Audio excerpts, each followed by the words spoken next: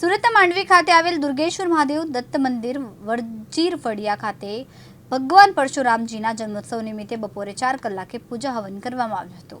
તેઓ ધર્મ, શૌર્ય અને સત્યના પ્રતીક હતા।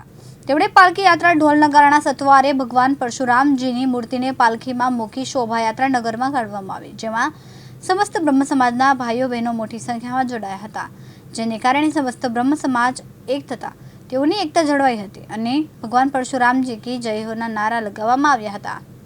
ત્યારબાદ શોભાયાત્રા દુર્ગેશ્વર મંદિરે આવી પહોંચી હતી અને મહાપ્રસાદનું સુંદર આયોજન કરવામાં આવ્યું હતું, જેઓ સમસ્ત બ્રહ્મ સમાજના ભાઈઓ બહેનોએ લહાવો લીધો હતો। ડોક્ટર વાસુદેવભાઈ જોખાકર, ભાલચંદ્ર પુરોહિત, નીતિનભાઈ શુક્લ, ડોક્ટર આશીષભાઈ ઉપાધ્યાય, ડોક્ટર હરેશભાઈ ત્રિવેદી, અંકિતભાઈ શુક્લ, સમસ્ત બ્રહ્મ સમાજના માંડવીના પ્રમુખ નેવિલભાઈ દેસાઈ, અતિતકુમાર ઉપાધ્યાય, દેવીલાલ શર્મા, પ્રતીક શુક્લ, સચિનભાઈ શર્મા, વિજયભાઈ પાઠક, આશુતોષભાઈ ઉપાધ્યાય તેમજ સમસ્ત બ્રહ્મ સમાજના ભાઈઓ બહેનો મોટી સંખ્યામાં ઉપસ્થિત રહ્યા હતા।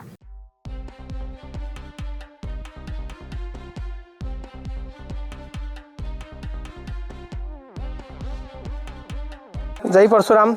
જય પરશુરામ। આજે ભગવાન પરશુરામ જયંતિના પાવન દિવસે માંડવી ખાતે સમસ્ત બ્રહ્મ સમાજના લોકો એકત્ર થયા છે। આ કાર્યક્રમના હેતુ સમાજમાં એકતા અને સંસ્કારને મજબૂત બનાવવા માટેનો છે।